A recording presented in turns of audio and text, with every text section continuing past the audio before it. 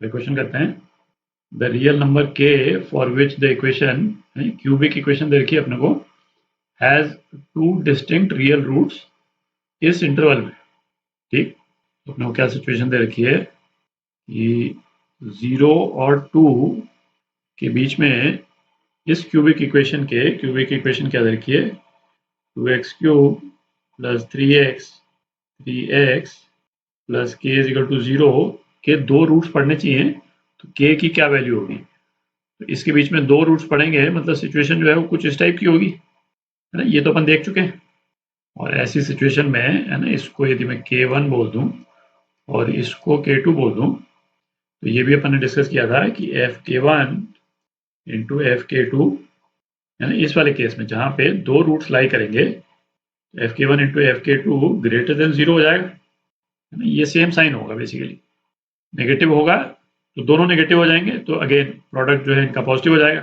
तो ये तो अपन निकाल ही लें, है ना। f0 f2 ग्रेटर देन 0 होना चाहिए, तो इसका मतलब क्या हो गया f0 k है और f2, है ना, f2 क्या हो जाएगा 2x क्यूब 16 प्लस 6, तो 22 plus k greater than 0। k की कुछ वैल्यूज आ जाएंगी इससे, है ना, पर इससे हमारी प्रॉब्लम सॉल्व नहीं होती है। k की पूरी सेट ऑफ वैल्यूज निकालने के लिए अपने को दूसरी कंडीशन क्या चाहिए कि ये मिनिमा 0 और 2 के बीच में लाई करना चाहिए। ठीक, तो एफ डैश एक्स यदि अपन निकालें तो एफ डैश एक्स जो है वो क्या आ जाएगा 6x स्क्वायर प्लस 3। तो इस वाले एक्सप्रेशन को आप देखें तो एफ डैश एक्स जो है वो तो x की हर वैल्यू के लिए पॉजिटिव रहेगा, दिख रहा है ना।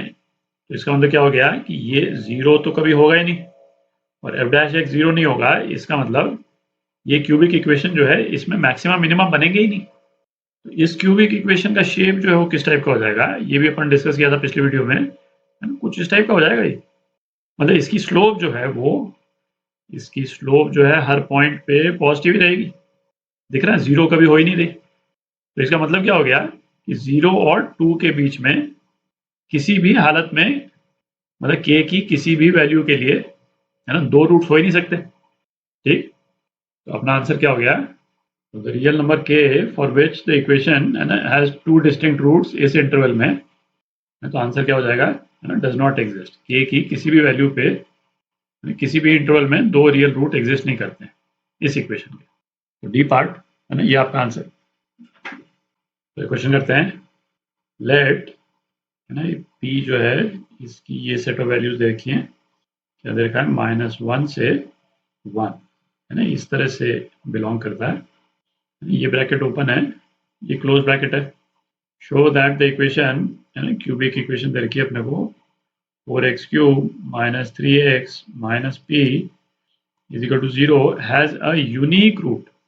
यूनिक रूट मतलब एक ही रूट है किस इंटरवल में, हाफ से लेकर 1 के बीच में। तो आप देखें, है ना, यदि ये इंटरवल अपन बनाते हैं हाफ से 1, है ना, इस टाइप से अपन ने बना लिया, तो यदि इस इंटरवल में एक ही रूट एग्जिस्ट करता है, इसका मतलब क्या हो गया कि ग्राफ का शेप जो है वो कुछ इस टाइप का जाना चाहिए, है ना। या तो इस टाइप का जा सकता है और या फिर इस टाइप से भी जा सकता है।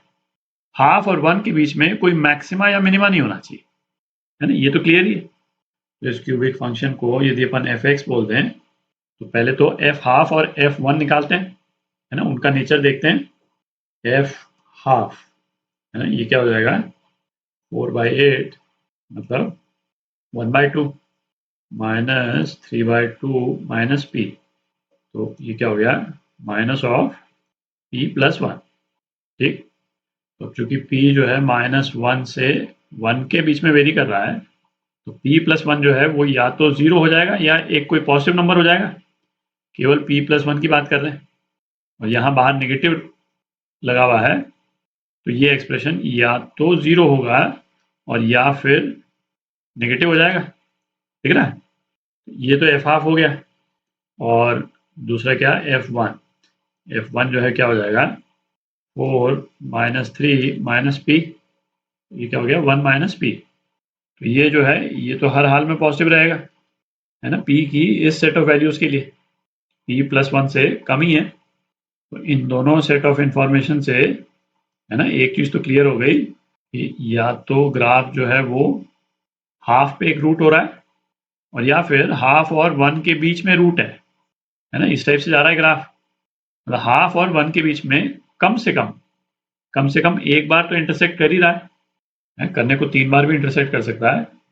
और वो पॉसिबिलिटी खत्म करने के लिए है ना अपने को ये इंश्योर करना है कि हाफ और 1 के बीच में कोई मैक्सिमा या मिनिमा ना आए, है ना, ग्राफ जो है फ्लैट नहीं होना चाहिए। तो एफ डैश एक्स निकालते हैं अपन। एफ डैश एक्स है ना, ये क्या हो जाएगा 12x² -3। तो ये क्या हो गया 3 इंटू 4x² -1। तो इस वाले इंटरवल में है ना,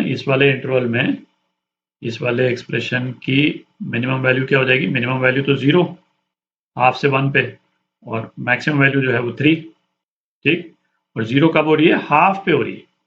तो कर्व जो है वो ज़्यादा से ज़्यादा फ्लैट होगा तो हाफ पे होगा, और हाफ और 1 के बीच में कहीं पे भी ग्राफ की स्लोप जो है वो 0 नहीं हो रही। ठीक, तो इससे क्या प्रूव हो गया कि हाफ और 1 के बीच में ग्राफ जो है वो एक ही बार इंटरसेक्ट कर रहा है। ठीक, अच्छा अब क्या पता करना है, has a unique root in the interval ये एंड आइडेंटिफाई इट। इसमें ना एक्चुअली आगे एक ही चीज बोलना चाहिए था, कई स्टूडेंट्स को कंफ्यूजन हो सकता है कि फाइंड द यूनिक रूट, है ना, find the root in terms of P. In terms of P अपने पास जो भी आएगा है ना पी के टर्म्स में आएगा। ठीक, इसको मिटा देता हूँ। तो अब इस वाले ये जो क्यूबिक इक्वेशन दे रखी है, इसमें ये वाला जो एक्सप्रेशन है 4x³ -3x, आप देख रहे cos 3 थीटा से रिलेटेड एक्सप्रेशन लग रहा है देखने में। x को यदि हम cos थीटा रख देते हैं तो 4x³ -3x है ना, ये क्या हो जाएगा 4 cos³ थीटा -3 cos थीटा। ठीक, ये क्या हो गया cos 3 थीटा हो गया। तो अपनी इक्वेशन जो है वो क्या हो गई, cos 3 theta -p is equal to 0। तो 3 थीटा है ना, 3 थीटा क्या हो गया cos इनवर्स p, और थीटा जो है वो क्या हो गया 1/3 cos इनवर्स p, है ना, ट्रिग्नोमेट्री का क्वेश्चन हो गया बेसिकली। और x अपन ने क्या लिया था cos थीटा, तो x की वैल्यू क्या हो जाएगी cos ऑफ थीटा। थीटा क्या निकाला अपन ने 1/3 cos इनवर्स p। ठीक, तो ये आपका आंसर